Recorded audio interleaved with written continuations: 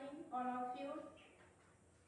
आज आपके home science की क्लास में हम कल टॉपिक चल रहा था आपका अशुद्ध जल से फैलने वाले रोग।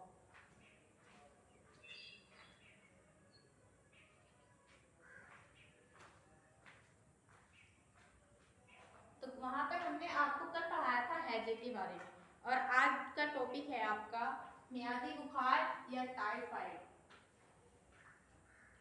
देखिए क्या होता है मियादी बुखार। मियादी बुखार भी जो है जल और भोजन के माध्यम से फैलने वाला ही एक संक्रामक रोग होता है, और इसे हम और क्या कह सकते हैं, इसे ही हम मियादी बुखार या टाइफाइड भी कहते हैं, और इसका दूसरा नाम मोती झरा भी होता है।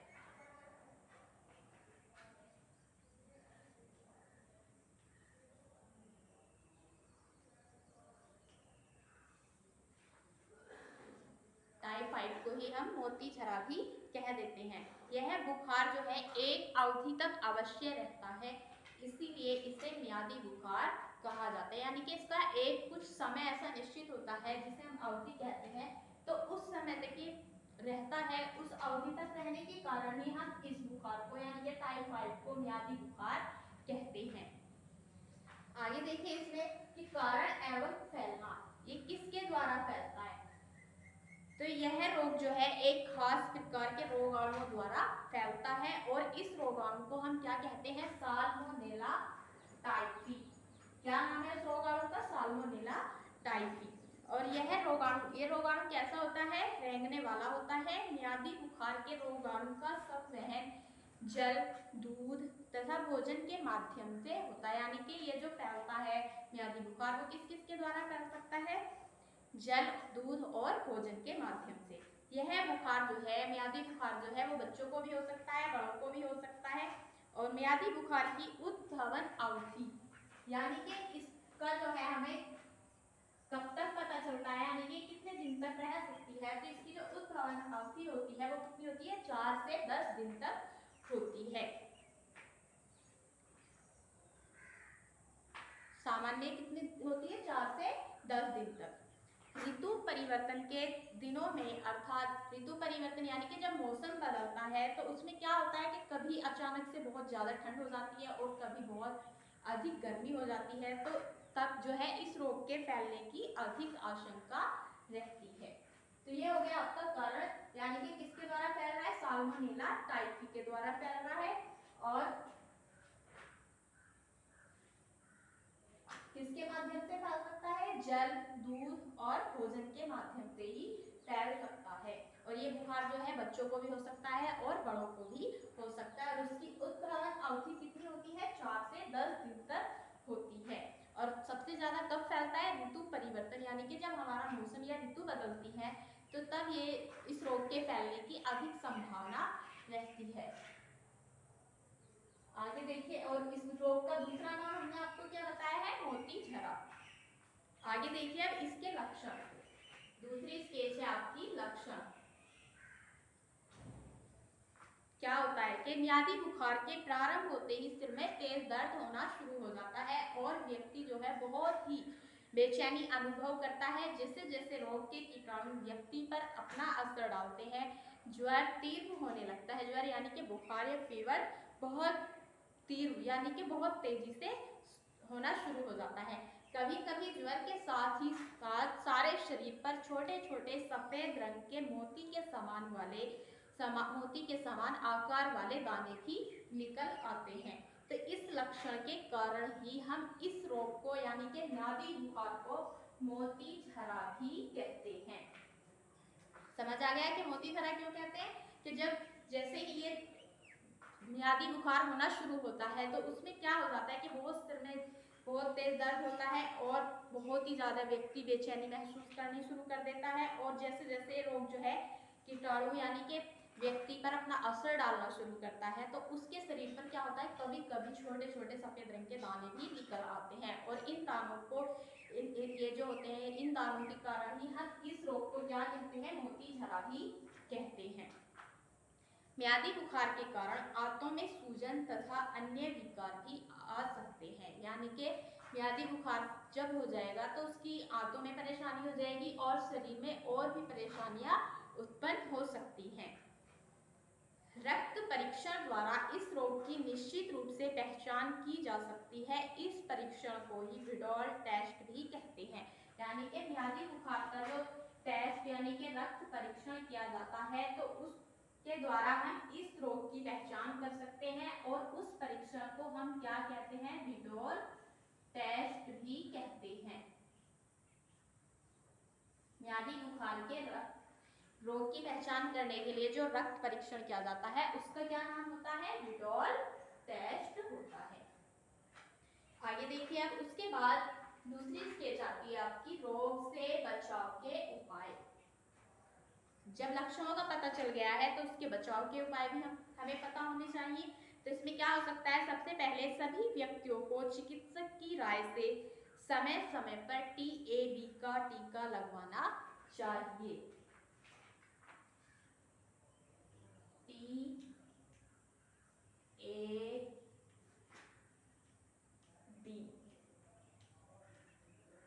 यानी कि TAB का टीका लगवा लेना चाहिए। दूसरा देखिए, जिस व्यक्ति को म्यादी बुखार हो जाए उसे अलग रखना चाहिए तथा अन्य व्यक्तियों को उसके संपर्क से बचाना चाहिए।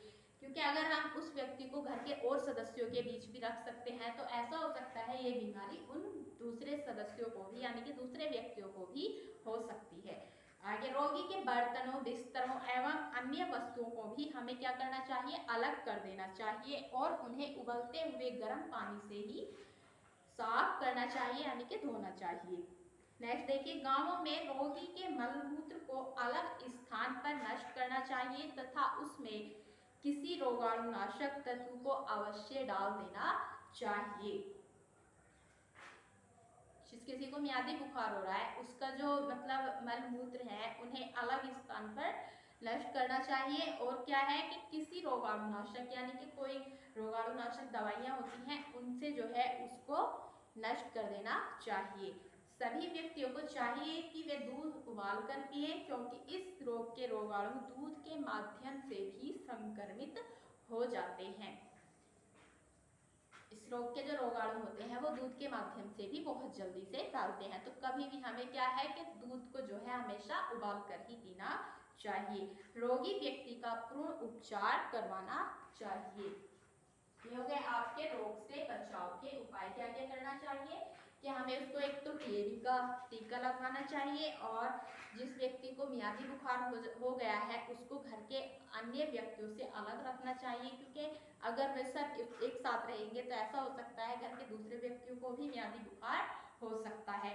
रोगी के बर्तनों, बिस्तरों एवं अन्य वस्तुओं को भी अलग कर देना चाहिए और उसके सभी बर्तनों को जो है उबलते हुए पानी से ही धोना चाहिए यानी कि गर्म पानी से धोना चाहिए। और गांवों में जो है म्यादी बुखार के रोगी के मलमूत्र को जो है किसी अलग स्थान पर नष्ट कर देना चाहिए और उसे नष्ट करने के लिए किसी रोगाणुनाशक तत्व को अवश्य डाल देना चाहिए। सभी व्यक्तियों को चाहिए कि दूध को जो है उबाल कर ही पीना चाहिए क्योंकि म्यादी बुखार जो है दूध के माध्यम से ही संक्रमित, ये जो रोग जो है दूध के माध्यम से ही व्यक्तियों में प्रवेश कर सकता है और रोगी व्यक्ति का पूर्ण उपचार भी करवाना चाहिए। लास्ट स्टेज आती है आपकी रोग का उपचार। देखिए, म्यादी बुखार का समुचित उपचार संभव है। रोग के लक्षण प्रकट होते ही योग्य चिकित्सक से संपर्क स्थापित करना चाहिए। मान लिया अगर किसी को हमें लक्षणों का पता चल चुका है कि क्या क्या लक्षण होते हैं म्यादी बुखार के, जैसे ही म्यादी बुखार के लक्षणों का पता चले तो हमें फौरन ही चिकित्सक के पास व्यक्ति को लेकर जाना चाहिए। रोगी को पूर्ण विश्राम भी कराना अनिवार्य होता है। उसे एक स्थान पर लेटाए रखना चाहिए। इस बात की कोशिश करनी चाहिए कि रोगी मलमूत्र त्याग के लिए भी बार बार ना उठे। म्यादी बुखार के उपचार के लिए विभिन्न औषधियां हैं। रोगी के फलों का रस तथा दूध भी दिया जा सकता है। रोगी को जो है फलों का रस और दूध भी दिया जा सकता है और म्यादी बुखार के रोगी को पीने के लिए उबला हुआ पानी ही देना चाहिए। रोग मुक्त हो जाने के उपरांत भी कुछ दिनों तक गरिष्ठ एवं मिर्च मसालेदार भोजन से परहेज करना चाहिए। मान लिया म्यादी बुखार का जो रोगी है वो ठीक हो गया है और ठीक होने के बाद भी उसे कुछ दिनों तक परहेज का ही भोजन देना चाहिए। तो ये तो था आज का आपका टॉपिक म्यादी बुखार। तो समझ में आ गया कि किसके द्वारा फैल रहा है, कि साल्मोनेला टाइफी नामक रोगाणु के द्वारा फैलता है। और इसकी उद्भवन अवधि कितनी होती है, 4 से 10 दिन तक होती है। इसमें क्या है, तेज बुखार होता है और तेज बुखार हो जाने पर व्यक्ति को बहुत ज्यादा परेशानी होने लगती है। और कभी कभी क्या होता है, व्यक्ति के शरीर पर मोती के समान आकार के बहुत से दाने निकल आते हैं और उन दाने की वजह से हम इस रोग को मोती झरा भी कहते हैं। तो इसके आपको ये तीनों नाम याद करने होंगे, म्यादी बुखार या टाइफाइड और मोती झरा भी क्यों कहते हैं, पूछ लिया जा सकता है कि म्यादी बुखार को मोती झरा क्यों कहा जा सकता है। तो आप बता सकते हैं कि जैसे ही उस पर ये रोगाणु साल्मोनेला टाइफी रोगाणु अटैक करता है और करने के बाद कभी कभी उसे बहुत तेज ज्वर हो जाता है। ज्वर हो जाने पर उसके शरीर पर मोती के समान दाने निकल आते हैं और उन दाने की वजह से ही हम इस रोग को मोती झरा भी कहते हैं। इससे बचाव के उपाय, बचाव के उपाय में हमें टीबी का टीका लगवा लेना चाहिए और उसके जो है घर के अलग अन्य व्यक्तियों से हमें अलग कर देना चाहिए और उसके खाने पीने के बर्तनों को भी घर के सदस्यों से अलग ही करना चाहिए।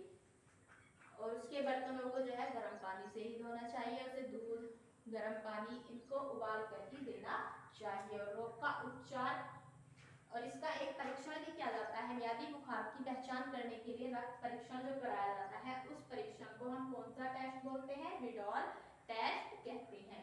और इसके उपचार के लिए जैसे ही हमें पता चला कि हमें किसी भी व्यक्ति को म्यादी बुखार हो गया है, तो उसके उपचार के लिए सबसे पहले किसी योग्य चिकित्सक को ही दिखाना चाहिए और उसको पूरा विश्राम भी कराना चाहिए। और लास्ट में आकर क्या है कि उसके जो है मतलब जब वो ठीक भी हो जाएगा तो उसको जो है कुछ दिनों तक गरिष्ठ एवं मिर्च मसालेदार भोजन से परहेज कराना चाहिए। तो देखिए आज का जो आपका टॉपिक है ये फिनिश होता है। अब नेक्स्ट क्लास में आपका टॉपिक चलेगा पेचिस।